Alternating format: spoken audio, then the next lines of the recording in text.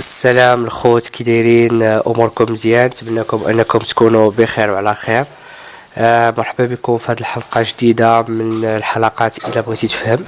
في هذه الحلقه هذه بغينا نتكلموا على خطوره ديال البوطه الصغيره. كما كتعرفوا بان البوطه الصغيره تيستعملوها بزاف ديال المغاربه لانها كتكون كما تنقولوا سهله الاستعمال. دابا في هذا الجزء الاول بغينا نتكلموا على كيفاش كتنفجر بعدا هاد البوطه الصغيره هذه.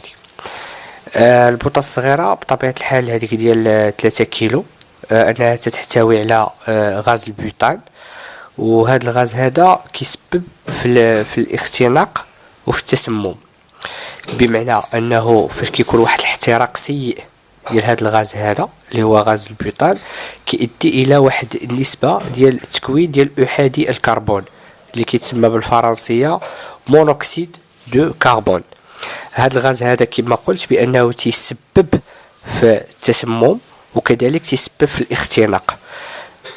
وكيف ما كتعرفوا بان البوطه الصغيره يعني كتلقى ما فيهاش داك الروبيني باش كيقدر اننا نتحكموا في الغاز انه يخرج ولا انه نقطعوا عليه، وكذلك اننا ما تراقبوش لان ما يمكنش عندنا دائما داك نفس داك كما كنقولوا داك لابيتود اننا نشوفوا داك الجوان انه واش مازال صحيح ولا ماشي صحيح. كذلك واحد المعلومه بانه المراقبه ديال هاد البوطات الصغيره كتكون مراقبه يعني عشوائيه، يعني ما كيتمش مراقبه جميع القنينات ديال الغاز بحال البوطه الكبيره. دونك البوطه الصغيره كياخذوا غير دي زيشونتيون اللي كيراقبوا منه، يعني تقدر تكون شي قنينه صغيره اللي خديتيها انت مع عمرها تراقبات لواحد المده طويله جدا. فبالتالي هنا في كتزاد الخطوره ديال هذه البوطه الصغيره واللي كيعتبروها واللي كلنا كنسميوها كقنبله موقوته. وكذلك كما قلت بانه انه بعض المرات كنحطوها في بلايص اللي ما كتكونش فيهم التهويه، بحال ما كندخلوها معنا في الحمام، ويعني كتكون بلاصه يعني مغموقه يعني مزبوطه، وهذا حتى هو في حاله الله يحفظ الى تسرب فيها الغاز. كذلك كنقدر نحطوها كتكون عرضه لواحد درجه الحراره اللي هي كبيره مؤدي الى هذاك الجوال اللي كيتم التخريب ديالو، وحنا كذلك ما كنديروش واحد المراقبه لذاك الجوال، فبالتالي كيتم التسريب ديالو. والله يحفظك هنا في كتوقع واحد الكارثه اللي هي كبيره. وكذلك كما ما كنردوش البال انه البوطه كنحطوها حدا شي بلايص اللي كيكونوا يعني شي مواد اللي كتكون قابله للاشتعال. دونك الان غادي نحاولوا نشوفوا واحد الروبورتاج اللي مع الاسف واحد الفاجعه اللي كانت في مدينه فاس. المهم نخليكم مع هذا الروبورتاج باش تشوفوا كيفاش البوطه الصغيره خلات واحد الكارثه كبيره جدا.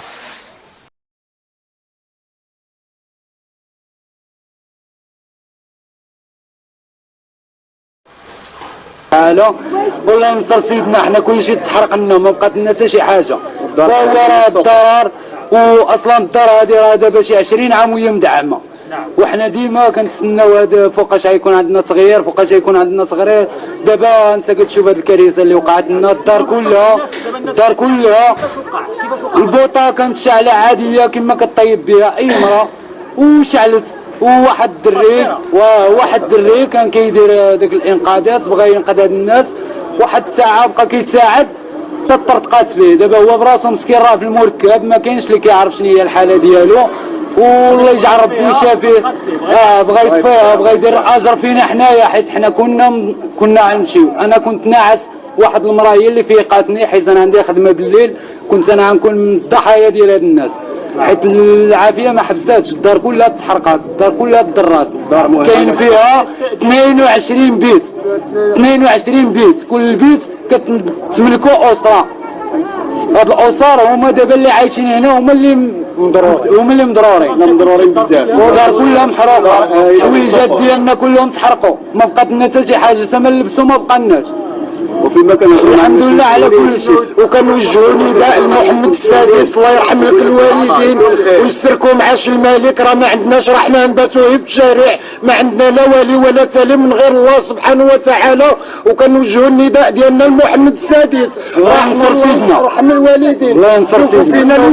دخلوا المحسنين الله يرحم الوالدين.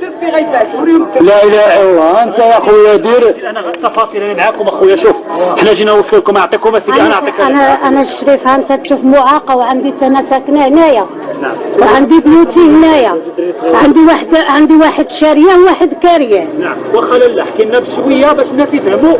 المغاربه دابا الان ما عارفينش. انا كنت مسافره، يلا عيطوا لي وجيت.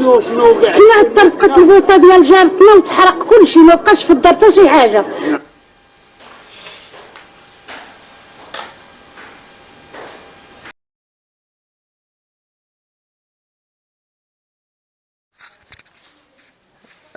دابا الا في حالة مثلا كان ضروري ان يعني انا كاين بزاف ديال المغاربه انهم مازال تيحتفظوا بداك البوطه الصغيره.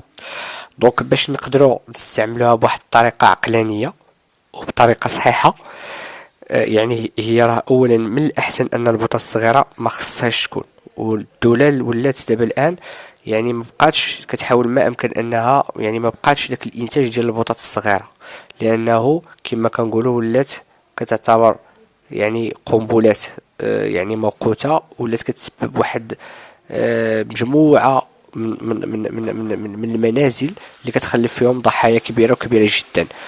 دابا يعني في حالة إذا كان ضروري كما قلت أنه ضروري تكون عندنا بوطة صغيرة في الدار، شنو هما النصائح اللي كان خاصنا نتبعوهم؟ هو أول حاجة كما قلت أن خاصها تكون واحد الغرفة كبيرة، ما تكونش غرفة صغيرة. يعني ما كناش كندخلوها مثلا في بلايص الحمام وداك، يعني ما خصش تكون غرف صغيرة، خصها تكون غرف كبيرة. كذلك خصها تكون واحد التهوية كافيه، ما تكونش واحد التهويه صغيره باش لا قدر الله يعني خرج داك الغاز، تسريب داك الغاز ما يتمش الاختراق ديالنا، لان كما قلت انه واحد الغاز تؤدي الى التسبب وتؤدي الى التسمم وكيؤدي الى الاختناق، لانه غاز خطير جدا. كذلك ما نحطوش داك البوطه الصغيره في المواد حتى مواد اللي كتكون قابله للاشتعال، وكذلك ما نعرضوش البوطه الصغيره لواحد المصدر ديال درجه الحراره اللي كتفوت 50 درجه 50 دوغري. يعني الا كانت عندنا واحد درجه الحراره اللي فيها اكثر من 50 دوغري نحاولوا ما امكن ما نخليوهاش تما، لانه لا قدر الله غادي تؤدي للانفجار. وكما قلنا هادشي كامل غير باش نستافدوا وباش اننا نفهموا معاياش يعني الامور اللي خصنا نتدخلوا فيها. وصلنا لنهاية الحلقة، وأملي فيكم أنني نتلاقاكم إن شاء الله في الحلقة المقبلة مع موضوع جديد ومع إفادة جديدة، وإلى اللقاء.